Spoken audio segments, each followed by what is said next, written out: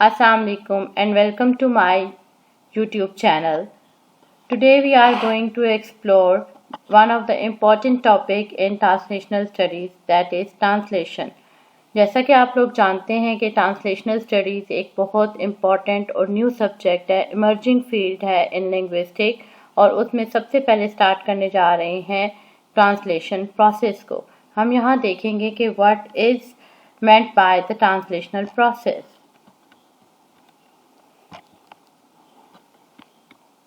The process of translation means changing of original written text into a different verbal language. So हम यहाँ पे कह सकते हैं कि process of translation जो है उसमें transferring of meaning from one language to another language, that is in the written form.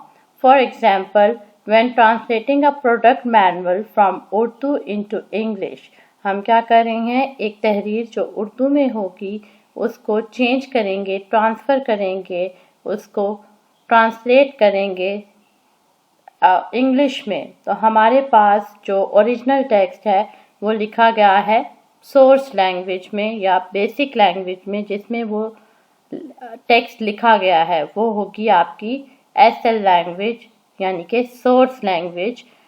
Original text जो है वो उर्दू लैंग्वेज में है और आप उसको चेंज करने लगे हैं फॉर एग्जांपल इंग्लिश में। तो अब जिस लैंग्वेज में आप चेंज करने जा रहे हैं वो होगी आपके पास टेक्स्ट लैंग्वेज और the target language, TT language.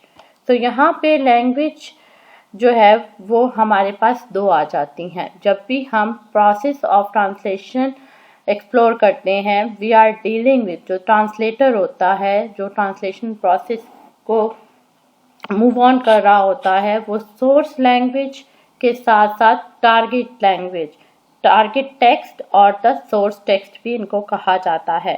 सो यहाँ पे क्या होगा कि process of translation from the source language to the target language is taking place. Now we are moving toward the definitions. I'm providing you the different perspective from different translators. Okay, so first of all we are going to start with the Newman, which indicates that translation is rendering the meaning of a text into another language in the way that the author intended the text. तो यहाँ पे वो translation process को define करता है कि you are transferring the meaning from one text into another by taking account of author intention. आप ये देखते हैं कि उस तहरीर में जो ऑथर की इंटेंशन है, जो उसके कंसर्न्स हैं, वो जो हैं वो मेंटेन रहें, उनमें ऊपर नीचे कोई प्रॉब्लम ना हो या चेंजेस ना हो। You are translating the text from the one language to another language, from the source language to the target language. ठीक है। एक और हमारे पास यहाँ पे ऑथर हैं जो कि ट्रांसलेटर हैं, Nida and Taber, and he states that translation consists of reproducing receptor language with the closest natural equivalent of the source language message.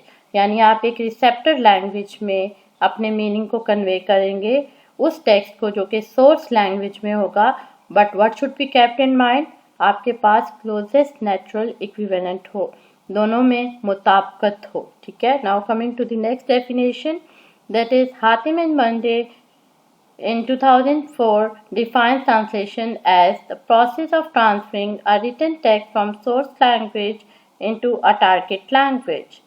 Number 4,